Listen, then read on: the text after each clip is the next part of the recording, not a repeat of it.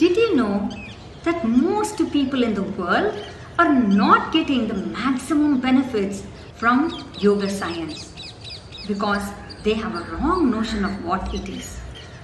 The reason they have a wrong notion of what yoga science is because they are bombarded with only misappropriated, misrepresented and diluted version of this ancient science portrayed as mere fitness exercises.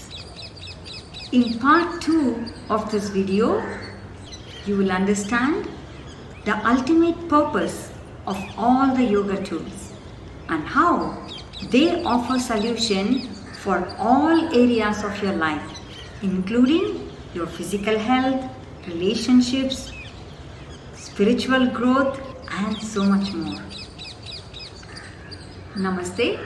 This is Shanthi Yogini, Vedic Yoga Science Master. My vision is health, healing, and happiness for all of existence using the Vedic, authentic, and ancient Yoga Shastra. People get an image that, oh, yoga means yoga poses. So doing something with the body on the mat is called, it's not yoga, not like YOGAA, it's yoga. So they think that is what yoga is all about. But okay, the purpose of this video is for you to not just blindly follow what you are exposed to, but to truly understand what it is. So it has many tools. And the purpose of all the tools is to address the mind. Though we may use different medium for it. For example, you may use the life force energy within you, which is experienced through the breath. So when you want to work with the energy, that means you work with the breath, and that again, the goal is to impact the mind, because the mind and the breath are interrelated. As you think, so does your breath, the breathing rate fluctuates. Similarly, the body and the mind are related. As your mind, so the body. As your body, so the mind. So it goes both ways. So if you are very tensed and anxious in the mind, your body tightens up. And if your mind is very relaxed, your body loosens up. So there is great interconnection between all these things. Similarly, how you think, your attitude and your perspective of yourself and life impacts your mental state and thereby the physical state. Because see, most illnesses, physical illnesses, are arising from the mind. Even the so-called genetic diseases that people think they are getting from their grandmothers, from their mother, that everybody in the family has it.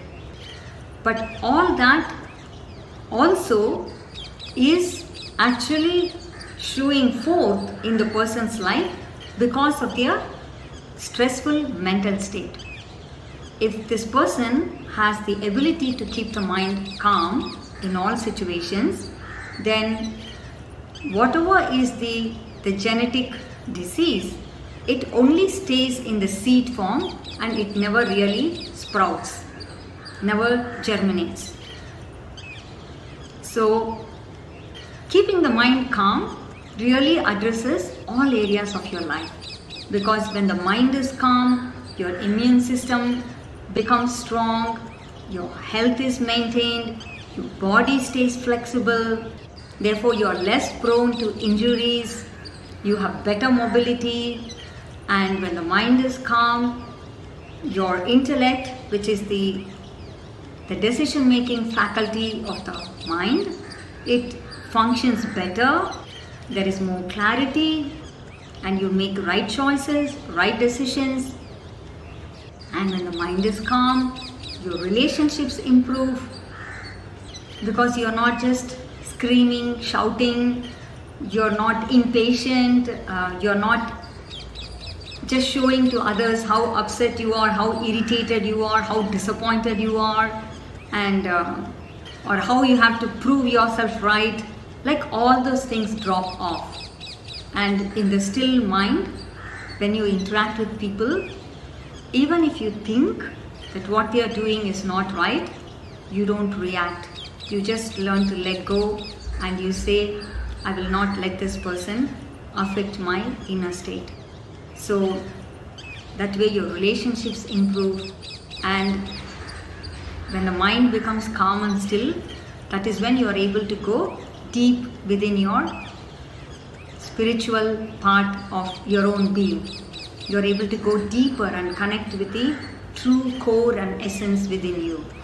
See, all the tools of this toolbox called Yoga Shastram, Yoga Science, because Shastram indicates science, or in very simple words, Yoga. Again, when you hear the word Yoga, the first thing you must learn is to not associate it with yoga poses. That has been so much dinned into the head that you must be really willing to let go of it, like empty the mind and take in the new knowledge. Because if the cup is full, it cannot take any more. And most people's cup, when it comes to the understanding of yoga science, is really full with incorrect knowledge. Again, not their fault. That's the way the media, magazines, TV, talks, classes, YouTube videos, podcast, a lot of things are only projecting on that aspect. So we get brainwashed, and therefore it is time to let go of it, like wash our brain of all those incorrect stuff and get the right understanding. Because when you get this understanding, then you will get a lot out of very simple tools and simple practices of yoga science. Again, I keep calling it science because it is a science. This completes part 1 and part 2 of understanding yoga science. Hope this has deepened your understanding and opened yourself up to new possibilities in your life. How to enrich your life and take your life to the next level by applying simple tools of this Vedic, ancient and authentic yoga science. Okay? If it opened up your mind to some new thinking and new understanding, and if you like this video, then share it, and if you're watching it on the YouTube, subscribe to our channel and consider being part of our paid community, where you will really use yoga science to focus on self-healing and self-transformation. Okay? I'll see you in another video. Until then, remember, when life feels hard, smile confidently, relax physically, breathe properly, and be present consciously. Thank you so much. Namaste.